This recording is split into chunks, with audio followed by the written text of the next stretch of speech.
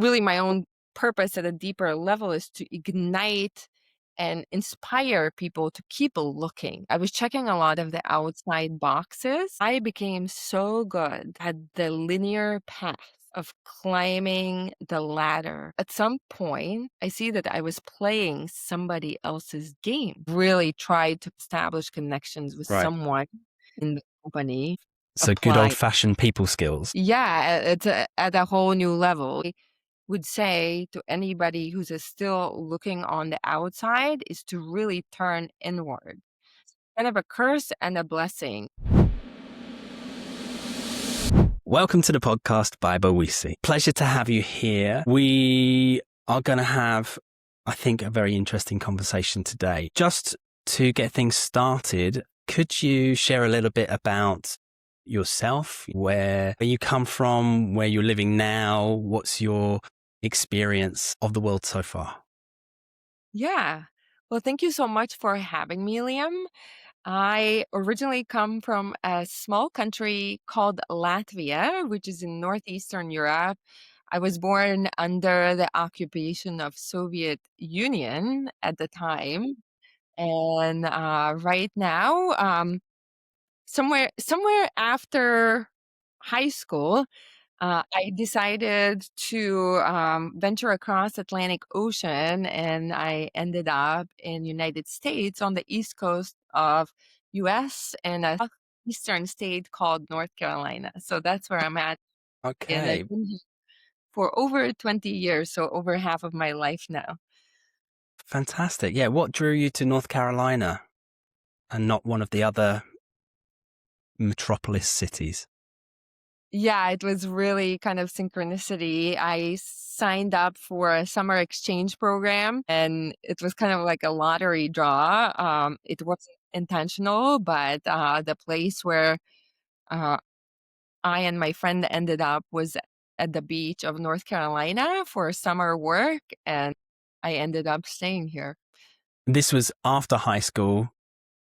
You Yeah, did I the summer started. exchange, like a camp program, or you were actually going to school in North Carolina?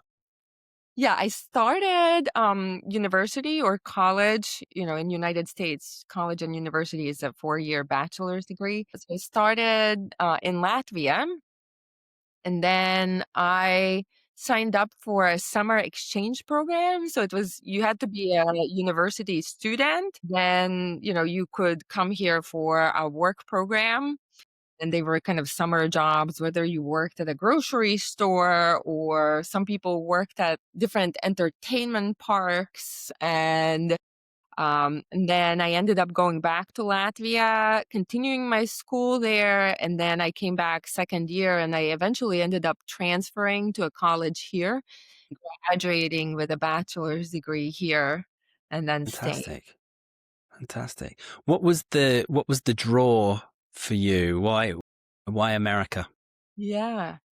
It's such a great question. And I feel like it was something that was not conceived in my mind. It was in high school, this summer, not summer, but I had this English teacher from US. It was really something planted in my own heart and soul. So as I reflect on the journey, it's been a journey of seeking freedom, I think, being born under not what you would call freedom, under occupation of Soviet Russia. And then I saw America, I think, as a beacon of freedom, at least Right. as I could conceptualize it, right? Sure. Yeah, yeah. It's like the opposite, right? So Yeah. my soul was like blinders on, and it was just like kind of breadcrumb after breadcrumb, and I Right. ended up here. It sounds like it was the polar opposite of what you were experiencing at home at the time. Yeah, at least as I perceived it. Then when you arrived in the States, obviously a big change. What was your experience like from a language perspective? From a language perspective, that is also interesting that you asked today, because I wrote an article I write on Substack. Okay. I wrote an article about loving Michael Jackson and Okay. loving his songs and his message and the lyrics. And I started learning English in 6th grade. Right. And so my experience was very interesting. By the time that I came to the United States, you know, I thought I knew English because I could read and I could write. Obviously, not at a native speaker level by no means, but at a fluent level. But it's a whole different story when you're in front, kind of thrown into the atmosphere, right? People are actually speaking, and it was hard to kind of catch up Right. the to the speaking part, I would say. There's a disconnect, like, you could write and read well, but speaking is a whole different level of the game. It's another skill entirely. Taking what you know and then actually to form it and it to come out and for your brain to work at the right speed to process what's going on is really challenging when you're Uncomfortable. Yes, it's yeah. almost just like you think you know it, but you don't know it at the same time. Right. Can you think of any experiences that you had where maybe there was a miscommunication or something funny or amusing happened because you weren't quite where you needed to be with the language? I'm sure there are many, and it still happens. Like, there have been sometimes when I don't, like, at the restaurant said, "Do you want soup or salad?" And I heard it as super salad. I'm A like, "What super is salad, right? Yeah, that?" yeah, yeah. Oh, there have been many. Yeah, well, I mean, it just goes to show. I mean, you've been living there for 20 odd years now, and these things still happen. I share this all the time with my clients. I don't understand everything that English people they say to me all of the time because sometimes I'm just not listening. Um, so it happens like that. There can be miscommunication whether you think you're fluent or not. Yeah. Yeah. Tell me about your career. You were in the corporate world for 15 years originally, right? Yeah, yes. So after I graduated college, or after I graduated with bachelor's degree, I moved to the closest, biggest city here in North Carolina. And kind of for a few years, I tried different sales positions before an acquaintance mentioned recruiting. And I ended up going and interviewing with this one recruitment agency, actually. And so now, more than now 17 years ago, I started working in recruiting and eventually moving on the corporate side, which means just working for in-house for large companies when they hire talent for different businesses. Right. Yeah, I like the rebranding of recruitment to talent acquisition. It's got a nice ring to it. Yes, Yeah. whatever it's called, personnel, it's or personnel selection, and then it's Hmm. like depends on the year, right? And the flavor. Yeah. Yeah. What's in at the moment? Okay, how do we make this sound nicer? Like how do we give it a bit of pizzazz?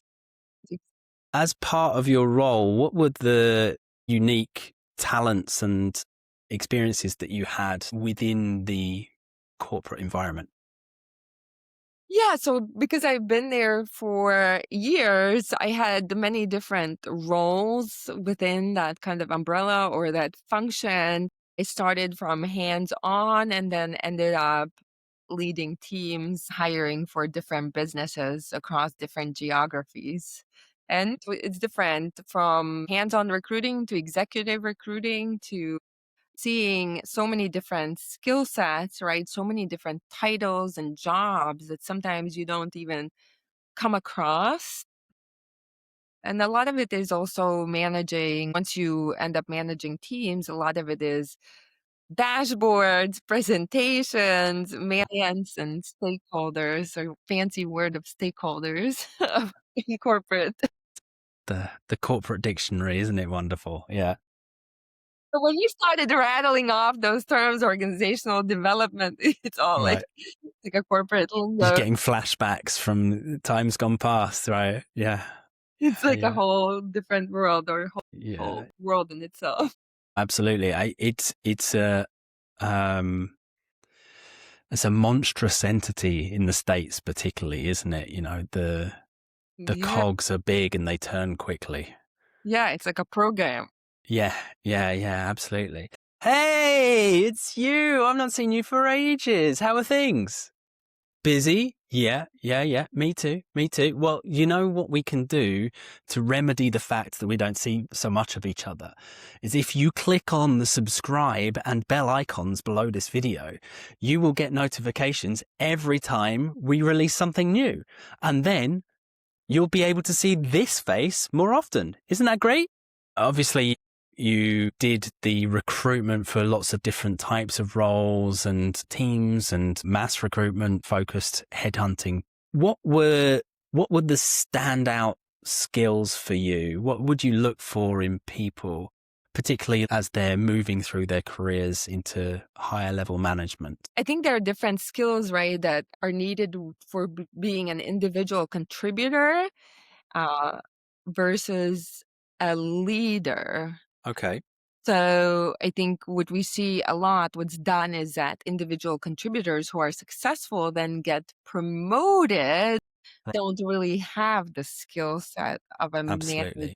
or a leader. And sometimes people can struggle and it can be a completely different job. But if you're asking specifically for leadership, definitely I would be looking for communication, strong communication, and actually an interest in the actual day-to-day responsibilities, the understanding that it's no longer recruiting, it's not the hands-on job, but somebody who would have the strengths and actually enjoy doing what would be required on day-to-day basis, which one would be expectation management, communication, stakeholder management, reporting. So that's a whole different skill set, and that there's a clear understanding of what's involved. And even as I was hiring or promoting people or considering people for promotion, I would give them the opportunities, right, to come to the meetings with the leaders to get a glimpse, right, to work on these presentations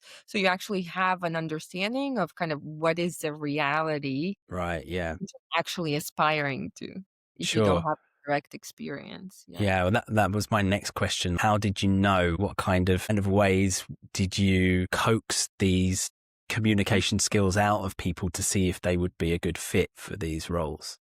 Yeah. And Yeah. it's like, it's obviously a different story if you're promoting within the team, so you know your team, right? You have experience with them, versus if you're hiring externally, then usually you're looking for that experience already directly in the person, or it showcase, they understand the role. And but interviewing is tricky because obviously it's like dating. People present their Right. best foot Yeah, forward, but it's not absolutely. really. It is a difficult art skill set, if you will, to be able to accurately assess someone for a good fit. So I can really relate to hiring managers, big of a decision it is. Yeah, it's really the way that these things happen is I find it fascinating, because like these, especially the bigger the corporation you work in, the more complex it gets, I think, with finding not only the right people, but good people. I think that's the thing. Yes. Good people who are going to fit within the aims and intentions of whatever that department or company is looking for. Yes. Very challenging. And this definitely the more specialized the role, there are different nuances that come into play. But also big corporations can have it extremely standardized for some of the kind of reoccurring skill sets. Like that process can be very systematized and standardized and even automated nowadays. Yes, the gatekeeper now is not necessarily a person. It's more likely to be a program, right? So what, in your opinion, do you think you can do to stand out on paper? I say paper in inverted commas now because it's online document. Yeah. But Yeah, how no, do you I stand understand. out in this process and get past the AI gatekeeper. If you're going that route, I guess then you have to really optimize for the keywords and understand how to optimize for those scanning mechanisms to get your resume or CVs highlighted. But I think, especially combined with today's job market, that is probably not a winning strategy. Okay. That I would say that you really have to be creative. At least that's what I would do, is to look for connections, to initiate connections, to network, to be reaching out. So you are essentially your own salesperson. Really try to connect, find connections, establish connections with Right. someone in the company. In Yes. addition, outside of So good old applying. fashioned people skills. Yeah, it's at a whole new level. Yes, yes. Right. I mean, you have to be like very creative and good at establishing rapport, right? Evoking somebody, even responding to you, or finding some kind of connection points, or finding a connection person who Right. can go to recruitment, go to the hiring manager, or find hiring managers on LinkedIn. There are all kinds of like different ways you can play around it. I would probably do all of those. All of them, all of the time. Yes. Yeah. LinkedIn is a great resource in that sense. I think it's often the forgotten social network in a lot of ways. People will create a profile so they're present, but they don't necessarily go on there and check and do the groundwork of finding a way to get where they want to get. I've worked with people who want to use it in a sales kind of way. And Yeah. one of the things that I have learned in my time learning about social media in general is that don't go there to sell, go there to serve.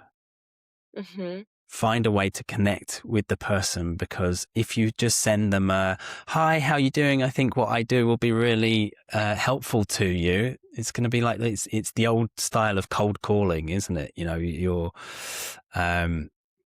it's an unsolicited message. Whereas if you send them a message saying, "Hey, I watched your video about this subject. I found it really interesting. Can we jump on a Zoom call so I can ask you some questions about it?"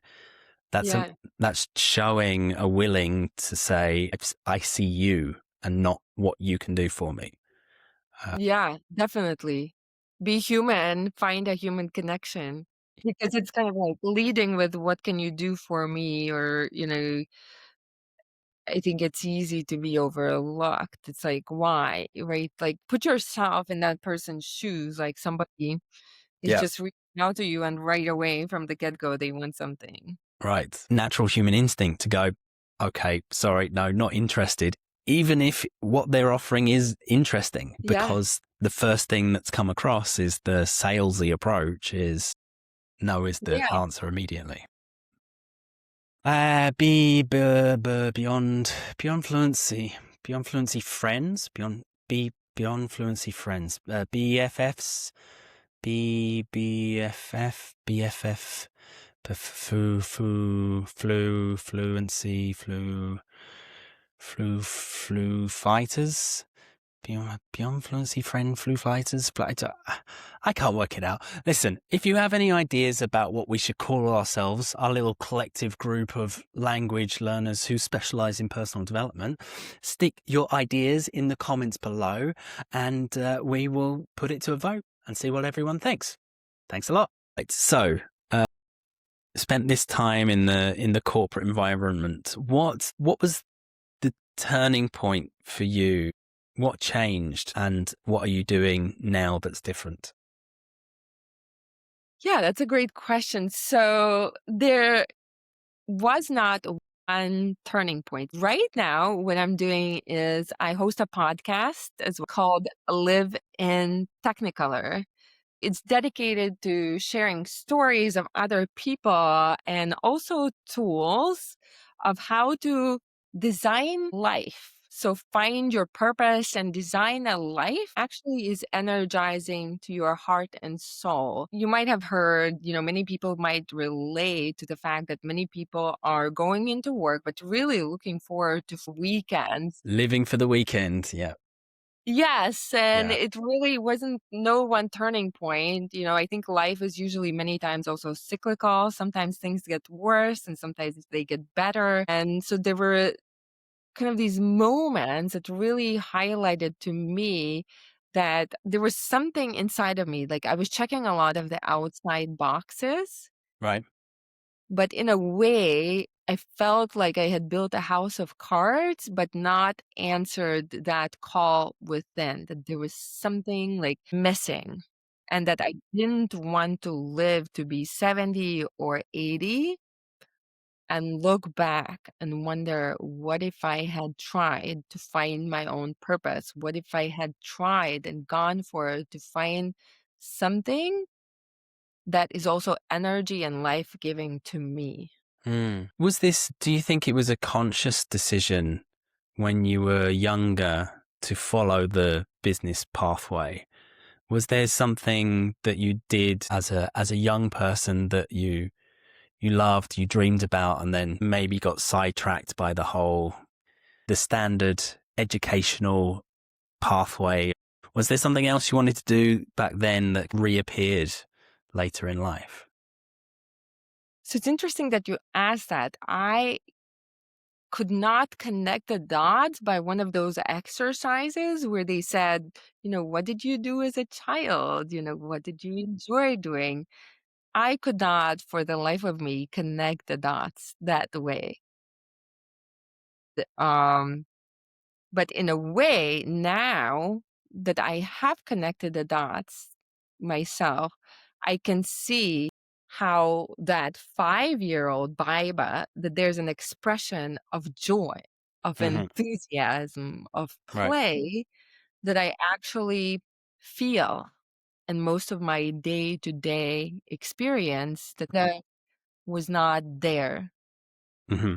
So yes Yeah. and no, in a way. Right. Yeah. Yeah. Sure. There's nothing specific that happened, but there was the realization that you've lost touch with that essential Yes, part of yourself that was there when you were younger that you exactly. don't seem to have it anymore.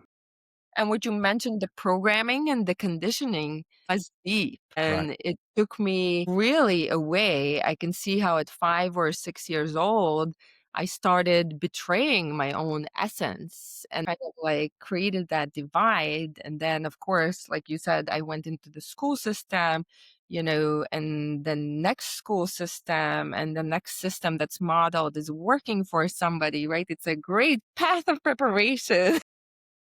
They know how to build workers. It's, they've been doing Exactly. it for hundreds of years.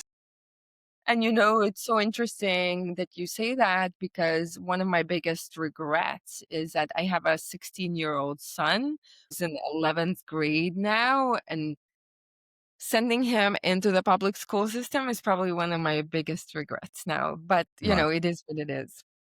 Absolutely. It's difficult to find choice in education. I find we're having the same problems. My kids are 7 and 5, but we're having the same issues now. The older one is incredibly bright, very intelligent, very good student, but because he's in public school system, he's in a class where there isn't really anyone else at his level. And so he's having to wait for the others to catch up. At the moment, he's 7, so no big problems, the occasional boredom outburst here and there. But I think with time, it could start causing more issues with his development and his love of learning. At the moment, he still has that joy of reading and learning, and he wants to learn new things, but because he's in a very fixed educational So, environment in Italy, he may lose that joy, mhm, which was my own personal experience from school. I hated school. exactly. And that's you can protect it. You can protect it. My son hates school. Like I can see it every day. It's like sending him to prison. Yeah. And, in a lot of ways, the people that we work with, I have people who hate speaking English. They feel like they have an obligation to do it because they're climbing the career ladder for work, but their relationship with the language is very challenging because they remember being back at school and all of the experiences of learning English in an Italian way, Mm, which is very rigid. It's very grammar focused. It's not, even now, it's still not taught in a way that develops communication skills and the speaking that you spoke about from experience earlier as like the difficult part and not being prepared for it. So yeah. No, I yeah. feel that. First of all, protect his beautiful soul and protect his love of learning, preserve it as much as you can, because I totally hear you and feel you that I started not liking school. I see my son, he lost the love for learning a long time ago just because of the way, like, that they teach it, even in subjects that he is naturally good at, that he has talents in. They just find a way to make it not good or to make it not interesting. Right, And it's interesting that you speak about languages because my own experience was that I also learned Norwegian. When I was in Latvia, I actually went to grammar school of Nordic languages. So you had to pick one of the Nordic languages. And I also was taught Russian just because of the occupation era, of course, and the Soviet remnants. So it was all around me. So I know Russian, but I only know it because I grew up around it as a right. social construct or however you want to call it. But honestly, I don't really like learning languages. I would say English was the only, I think there's also a part sometimes where when it's a part of your purpose, when it's a part of you, find the joy. Like as much as I didn't really care to learn other languages, I liked English. There was Right. something in me that drew me to it. Yeah. Did you think it was in part because learning English represented the freedom that you were looking for and that idea of America and this, you know, It was deeper. It was deeper yeah, because I would say even the freedom, right? I've come now to know in my own experience that sovereignty and freedom is something that no external construction or construct or institution or country can give you. Your sovereignty comes from your heart and soul. And for me, I understand what you're saying, but I think it was something deeper than that. right, okay. Yeah. Yeah. My own purpose, my own mission. It was there, it was Planted in, yeah, inside. bubbling, it was the Oh, seed was growing, yeah. yeah. See. Don't tell Ramps. It's just us. Just us talking right now. But what he really wants for his birthday this year is for you to like and subscribe this video so that we can build a bigger following and stop having to teach English as a second language. So, if you like and subscribe this video, that would be really helpful. Thanks. Yes, tell me more about the mentoring you do and helping other people find their purpose. I started my podcast several years ago as a tool of seeking myself. Called it looking for my purpose. I couldn't find that thing. So I was like thinking if I interview other people who are doing a bunch of different things and who have found something that they enjoy, that I will learn along the way, Right. that it will represent some kind of possibility and answers for myself. So now that I know and have activated my own purpose.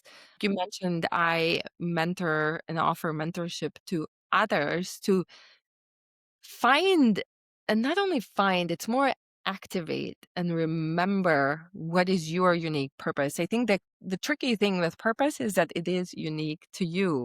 That that you can that's where sometimes, you can't just apply somebody else's template, Right. and copy paste and know that it will fulfill your own heart and soul. So I am really my own purpose at a deeper level is to ignite and inspire people to keep looking. Like if you feel that nudge, if you feel that voice inside of you, that, that little, it bubbles up and it's kind of like nagging you that there must be something more. There's a little satisfaction that can even sometimes feel like pain. And it's easy to ignore, right? Especially if you're busy, as we all are. That that everyone is always busy. Yeah. This is Yeah, yeah, this is a standard response in yeah. England is, "Oh, how are you?" "Yeah, busy." "All right, okay, yeah." What does that imply? It could mean anything, but yes, yes, But you're busy important. people. You're busy. Yes, yes, exactly. Yeah. But really to keep going, if you have had that faintest voice and whisper, just to keep don't give up on it. Pay attention and Nurture listen it. every once in a while. Yeah. What would you suggest someone who is feeling in that way? What's a simple exercise that they could do to begin to listen to that voice a little more and discover what potential pathways they might have? So one thing, that I'm sure your mind will say, "I'm busy. I don't have time." Yeah. One thing is really creating some time, so it can be from 10 to 15 to 30 minutes a day to listen, like, to actually honor and pay attention, because what do? We steamroll over, right? Our mind finds the reasons why we're busy, how we have all these responsibilities, that we don't have time. A program that at some point of time gets boring as bleep. Fill in the blank with whatever expletive you wish. Yeah. Like at some point of time, you see it and you get tired of it yourself. But it's really creating space for your beautiful heart and soul to start speaking to you and speaking to you, but to actually for you to listen and start honoring yourself a little more. Yeah. Actively listen to yourself, to what your your inner voice is trying to tell you Yeah. And without it judgment. sounds, yes, yes, it sounds so simple, but we run away from it every day, all day. Yeah. I think most of us can agree that in the modern world, we're constantly bombarded with stimulus, right? With information, we've got screens, we've got instant messages, WhatsApp, it's always coming. The noise inside our brains now is incredible. So to actually stop and listen to the voice that is yourself, Mhm. sometimes it's hard to find it, I think. It's hard to It's very hard. Yeah, because pinpoint where it's coming from. the noise is loud, especially if you turn on social media, right? So what do? We kind of get busy, then we get stressed. Then, I felt overwhelmed, anxious, stressed a lot of the time. And then what would I do? Pull up social media, right? We find our own ways like to Yeah, I fall eat into our that vicious feelings. circle. Yeah, God, that's me. That's one of my vices is I have to rip TikTok out of my hand. Like, no, I got things to do. Come on. Right, and we see ourselves, like, from the side, and look, I'm not above it, it's kind of there are also levels, but to your point that noise, not only it fills your brain, and it fills your time and space that you could actually be listening and making yourself more important, because a lot of this noise are not even your own truth. Like, this is a lot of noise. It's kind of like, have you ever read Four Agreements by Don Miguel Ruiz? No, I haven't actually. I will leave a link to all of the resources that you're mentioning in the comments below. But please, what's the book about? The con What's the Yeah, synopsis? so one of the concepts, or one of the he essentially teaches like an ancient wisdom of Toltecs. And one of the things he talks about is the noise of the marketplace. And the noise, right, when we talk about social media, everybody talking, talking, talking, and most of them are confused themselves. A lot of people don't even have this truth harmonic. So what happens is you're downloading all those messages, which is making it more murkier and murkier for your own kind of head to decipher. Hmm. And not only is it leaving a lot of cognitive, like mind level imprints, it's actually leaving energetic imprints. Right. So if you are kind of looking for answers, if you are honestly and earnestly seeking for something, then you will do yourselves a big favor by turning down the noise. Because trust me, so many people are confused themselves. They're talking something that they want to believe. They don't even know it's not their lived experience. Right. Yes, absolutely. I've seen a couple of things recently from people I follow who speak a lot of truth. And one of the things, do you know Gary Vaynerchuk? I know of him, yes. Know of him, right? He's uh, a well-respected entrepreneur, Mhm, mhm. but he tells it like it is from his perspective. He's based all of his business ethics on kindness and gratitude and treating people correctly. One thing that he's famous for is understanding what the trends are before they happen. He's early adopter. One of the things that he's mentioned is that by 2030, people are going to go back, like they're going to regress. Like the trend is already starting to happen where nightclubs, there are no phones allowed in nightclubs, for example, or going to private members clubs where you have to check in your phone at the front desk to create conversation and atmosphere. And in his mind, he's seeing that there's going to be more bookings for off the grid location holidays.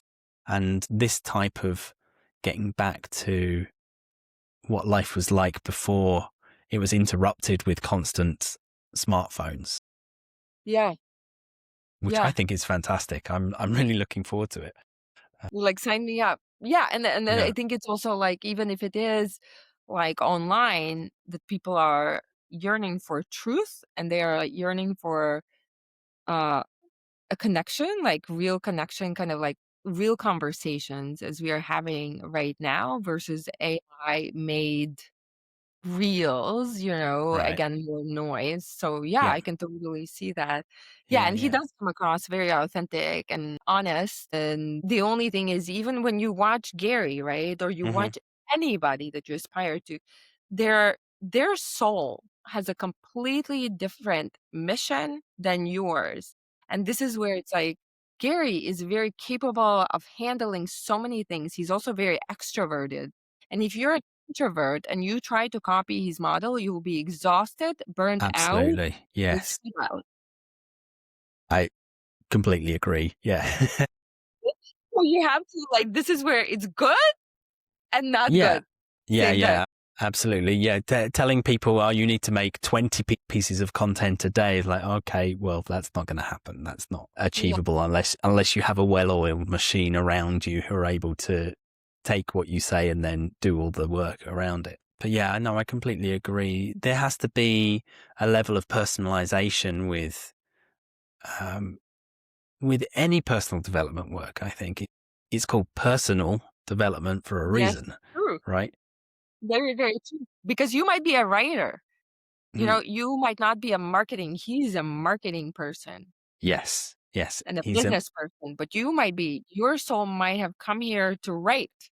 yes, yes. Maybe Agreed. you're an artist, maybe you're a cook so yeah, that is the tricky part of Absolutely. taking these models and kind of like, because Gary can sell you on being on TikTok shop, and making content for all the social media platforms while you are still continuing to ignore your purpose.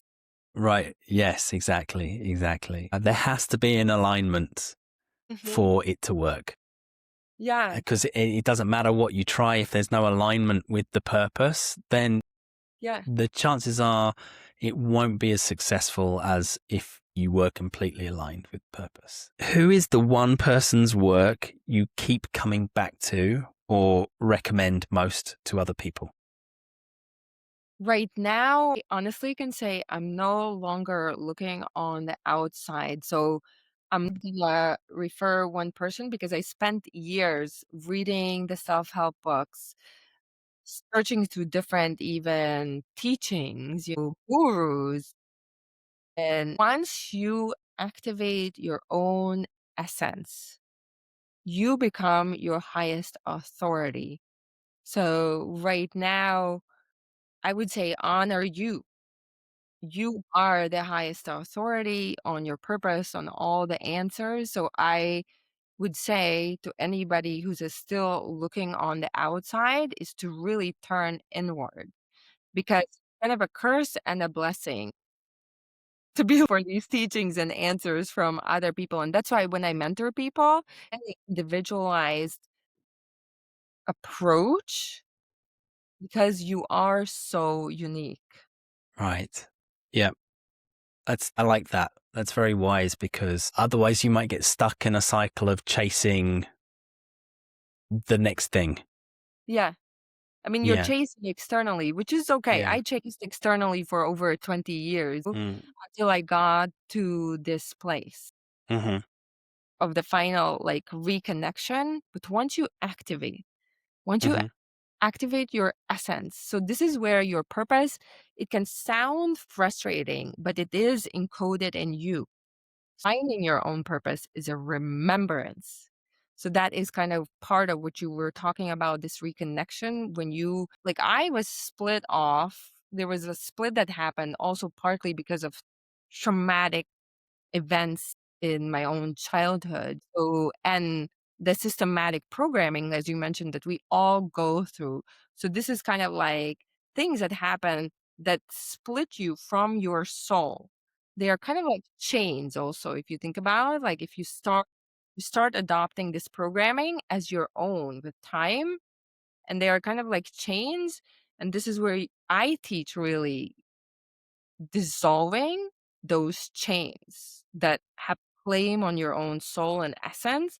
And once you do, then you remember. So it is planted in you. You just need to kind of remember what it is and kind of reconnect with those answers.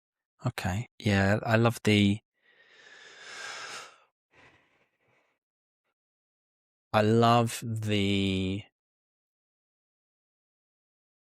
connection to self. And I think we often overlook ourselves for that wisdom. We have stopped listening to our intuition. A lot of the time we feel it in our body when something is wrong for us, but we go ahead and do what is expected of us or what is programmed in us through repetition over years instead of trusting our instincts. So, Yeah, yeah, I really that like is that. that is so well said, Liam, because I was such a good achiever. I became so good at the linear path of climbing the ladder, gathering the tokens. If you think about it as a video game, next level, what was the next level, right? More responsibility, title, money, bonus, team, geography, next level of executives that you get to interface. And at some point, I see that I was playing somebody else's game.